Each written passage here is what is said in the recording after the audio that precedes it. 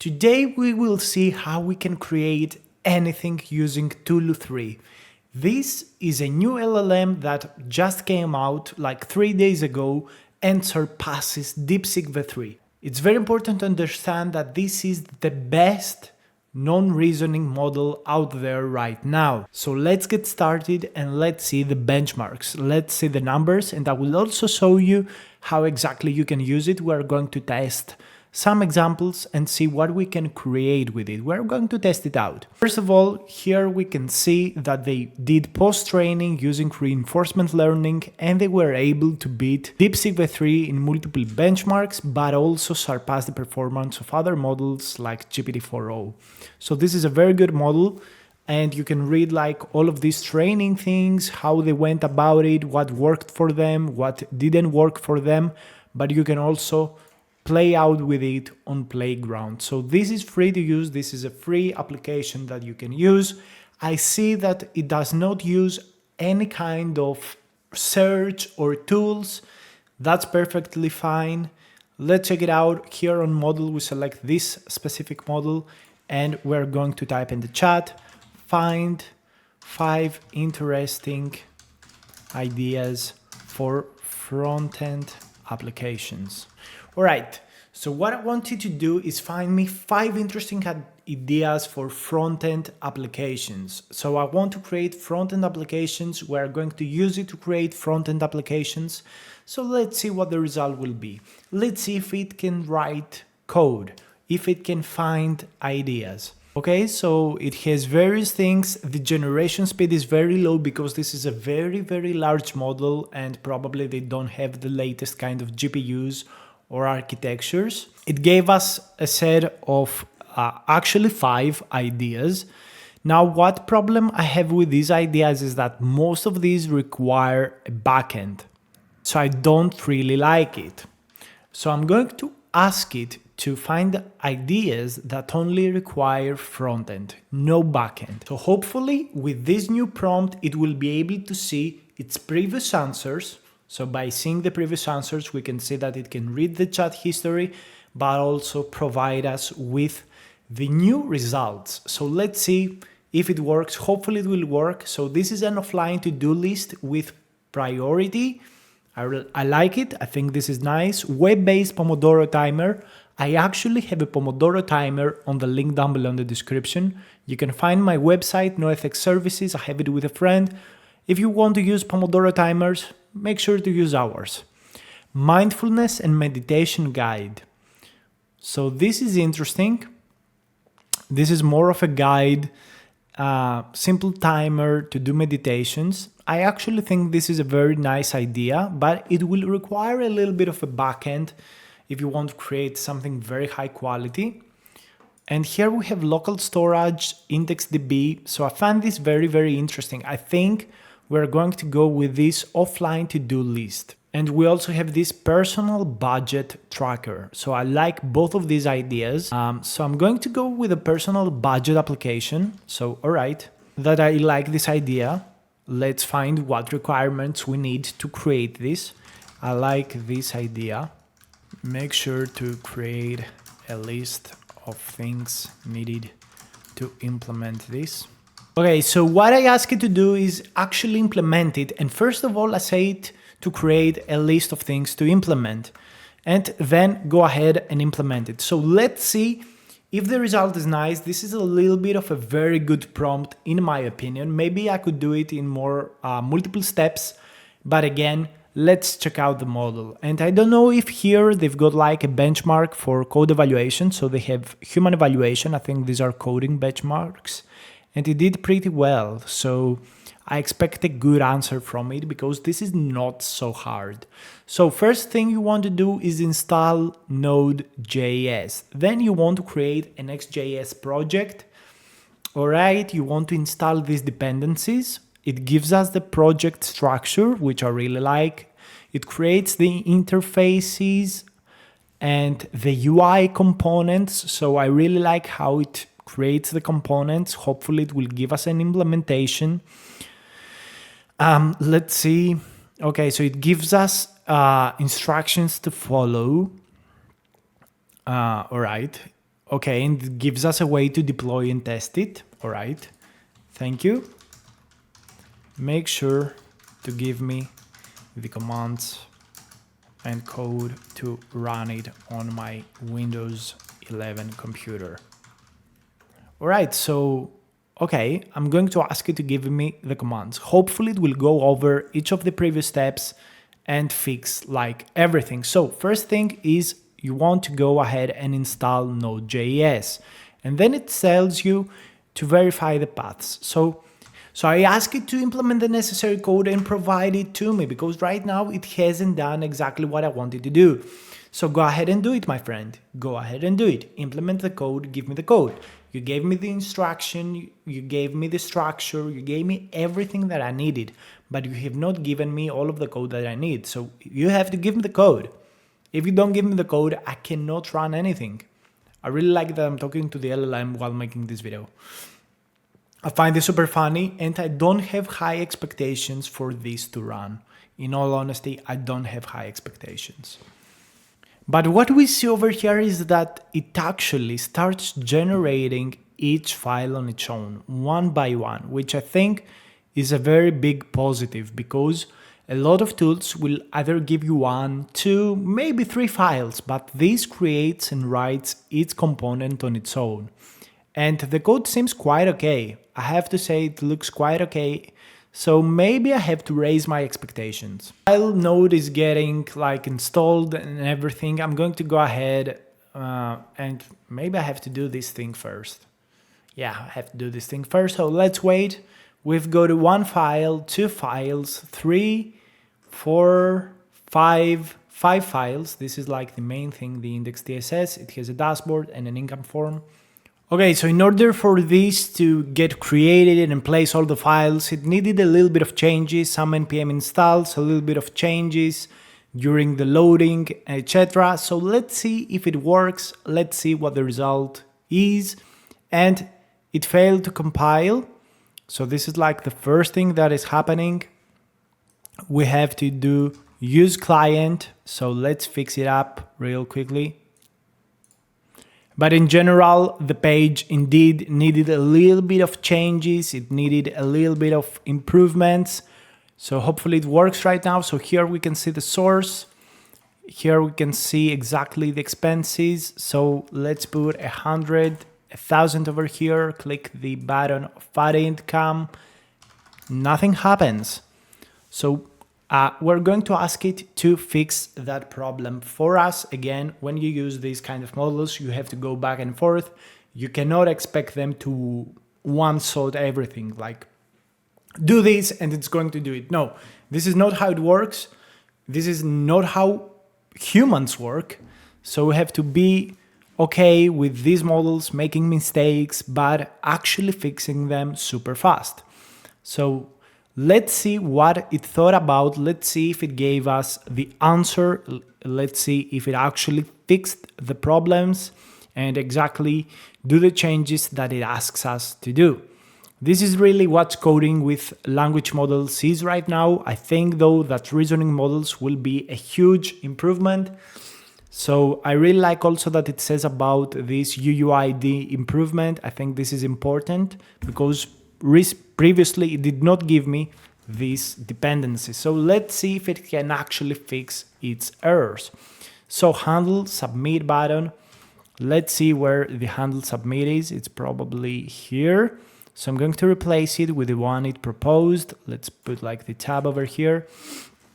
And here, make sure this function is correctly assigned to the form. So on submit, handle submit, that's nice. Here it says verify local storage functions. So let's go to storage.ts. Where is it? I don't remember. Where did I put it? Over here on utils. Okay. So it asks us to have like the save data item. I think it works. I think it's okay. It also uses a very bad type of TypeScript like any data. Nope, I don't like that. Check console error on the browser. Verify input values. So that's the input values that we wanted to have. Let's check it out. I think it's the income form, if I'm not mistaken. So yep, yeah, buddy. That's exactly it. Okay, test locally, manually. Okay, so you can run like this code over here so you can check out if it works. So we have an error over here. MScript file has an error, save data, intercept console error. So this is like a problem that there is with this thing. Maybe, I don't know, maybe it works right now. Let's try it out. XXX, 1, 2, 3, add income, and I see nothing actually happening. Here, oh, it does not display them. So, okay, fill in the blanks.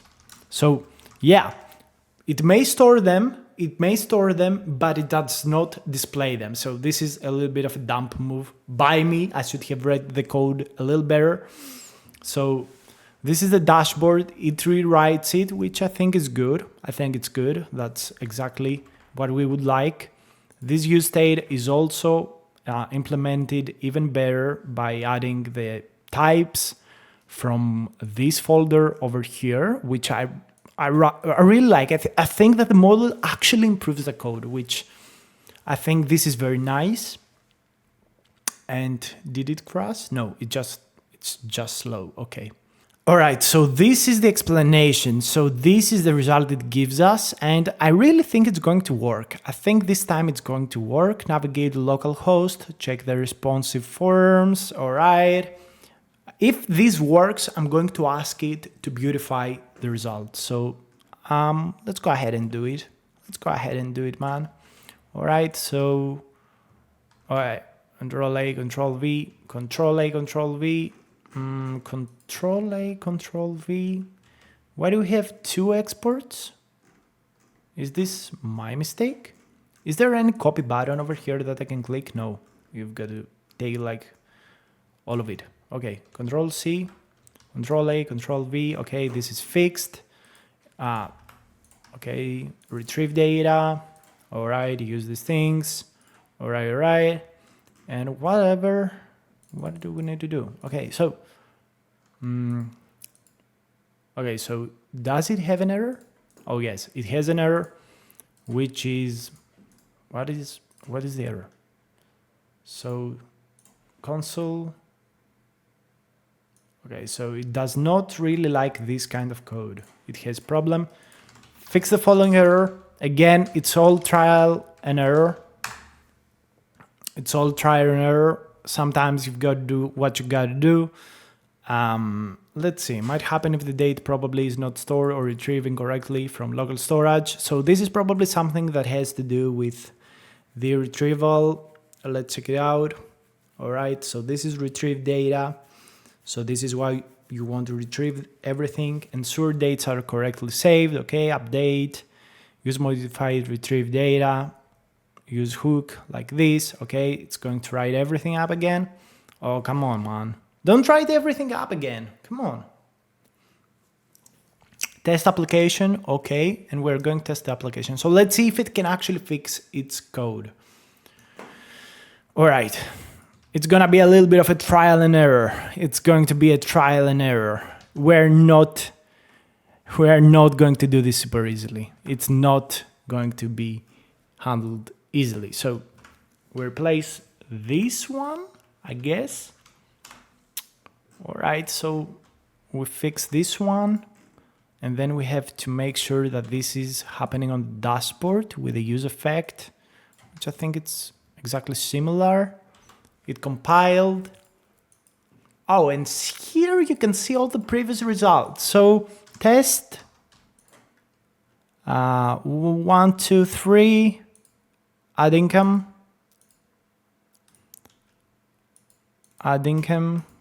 So if I hit the refresh button, is it working? Is it incorrect? So I think there's something wrong with the refresh button or the addition button to this storage. I'm not exactly sure. Okay, so let's ask it, please beautify the UI a little bit. Okay, so let's ask it to make it a little bit better, good looking, because right now it's a complete trash can. So hopefully it will beautify it a bit and we can, do our checks. While it does that, I want to go over the code a little bit and see if it makes sense. So it retrieves the data by setting the income and all of these things. Here are the values, makes complete fucking sense. Category of expensive items makes sense. Everything here makes sense. On the income form, it sets a new date, which I'm not exactly sure that it takes from the input. So it takes it from the input. That's handled. All right, set source, set amount to 0. Why 0? Why always 0? I would actually like if it could do that for us. I think this is... Okay, so this resets the form. Okay, I get it. So I think it works. I think it should actually work. So let's see if it can beautify the UI. I don't know if there are way many people over here or there's something wrong with the tool. Please beautify the UI. And I think it completely crashed, which is bad. So let's go ahead and do a new chat. Okay, please beautify the UI a little bit. And I'm going to give it this file over here. All right. So I'm giving it this file. Now it runs a little bit faster, I would say. To beautify the UI, we're going to redefine the styling. Okay. Typography, colors. Okay. Okay, let's see. Can you do a good job? Can you make this at least a little better good looking? Hopefully it will. Let's go ahead and see. I'm really excited to see the final result. All right. Okay. Okay. Let's go. Come on. Budget goals. Okay. I get it. I get it. It may actually do a good job. I would say that at least for an open source model, this is good. I don't expect anything crazy out of it, but I think that at least till now, it's okay. So this is the copy button, and you can also label if you like the response or not. So, okay, you don't want to copy it because you are not going to be copying only the code. Okay, so let's go ahead and see if it actually improved anything. So let's click this. Let's close this. Okay, save. I wouldn't say anything major. It's fine, I guess. Nothing insane. I would say that justify, content center, and text center would be like the bare minimum that it could do. Maybe not. Maybe not. So yeah, this is the result. I'm not super hyped. I'm not very excited about the coding capabilities of this tool. But again, it's a free tool. It gave us very good ideas, very novel ideas. And I think it will have potential. But of course, it needs improvements.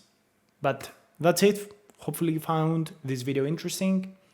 And yeah, the budget of this video was actually budget. It was $1,000. Let's add the date, add income, hit the refresh button. Yeah, here it is, $1,000. So source, okay. So this is the income, all right. I get it, I completely get it. Okay, seems nice. Thank you so much for watching.